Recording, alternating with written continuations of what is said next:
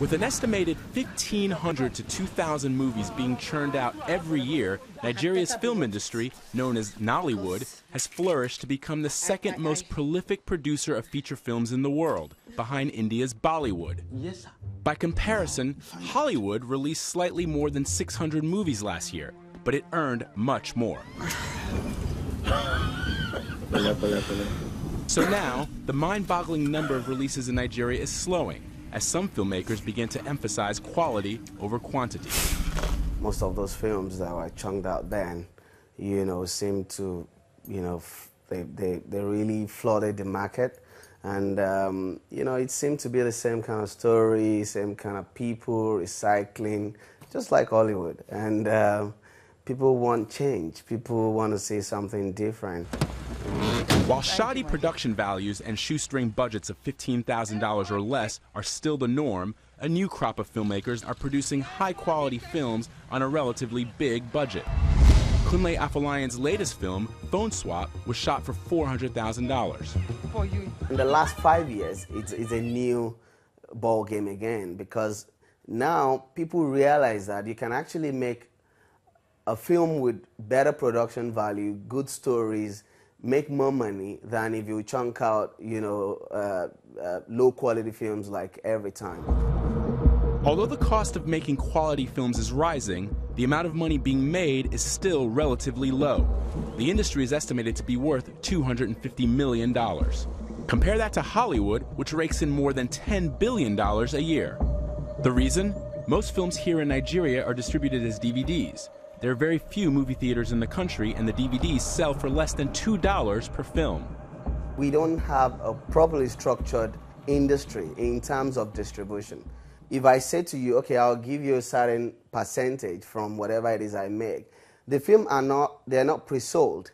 You have to really battle. You have to probably go from one state to another, in order to have them screened. And then there are the government taxes. You have to pay tax. You pay 5% VAT on gross, you pay 5% entertainment tax on gross, and you pay 10% withholding tax on net. And, at the end of the day, nothing really comes to you. To distribute movies here, most filmmakers rely on a network of 400 marketers, like Aina Olorotimi, who canvasses the country pitching the latest releases for a commission. A marketer takes over a movie from a producer after shooting, and everything from that point to the point of getting to the customer belongs to him. He does all that. Afolayan says that global distribution is the key for Nollywood films like Phone Swap to go mainstream beyond Africa's shores. I've realized that no matter how fantastic my film is, if I'm still the one pushing myself, it's never going to get to Oscar. It's never going to get to Global Award. It's never going to release be open in Cannes. It's never going to go to all those A-list platforms. Never. Except when there is some sort of co-production deal. What you plan to do is wicked. And there's another problem facing the industry that eats into profits. Business. Well, very profitable if you remove the pirates, what you call bootleg around your world. When you release your movie, they pick the first copy and they go and do dubbing or recycling. Still, the business of Nollywood is starting to attract investors. Afolayan's latest film, Phone Swap, was financed in part by the telecom giant Glow Mobile and Research in Motion, the makers of the BlackBerry. I knew it was a commercial film, and I was ready to go all commercial, because at the end of the day, that is how you recoup your investment, which is why anytime if I'm working on a film, first I look at the product placement potential in the film. Many agree that bigger budgets, corporate investment, and product placements are elevating the industry. I want my phone back. But some critics say that Nollywood has a long way to go before it could stand shoulder to shoulder with Hollywood. In a review that appeared in the Guardian newspaper in August, the film critic Phil Hode wrote, "I'd say Nollywood isn't there yet, aesthetically at least. It's not fully exploiting the virtues of the medium yet."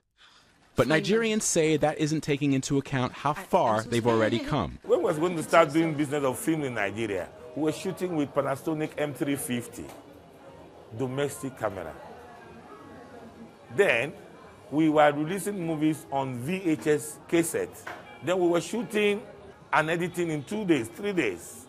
Between then and now, it has graduated. Now, in Nigeria, We shoot with the best quality of high-density camera. HD camera. Go to any location, you will see guys shooting on HD. When worshippers. And while production values have evolved, it's the stories that keep Nigerians coming back for more. Them well. We're making films that will cut across. We're trying to tell stories with universal appeal, so that regardless of your tribe or your color or anything, you'll still be able to relate with the stories. My primary market at the moment is Nigeria. Nigeria is a country with 150 million population, and if I can get just 1 million to see my film, then, I mean, why not? I mean, then I'm good.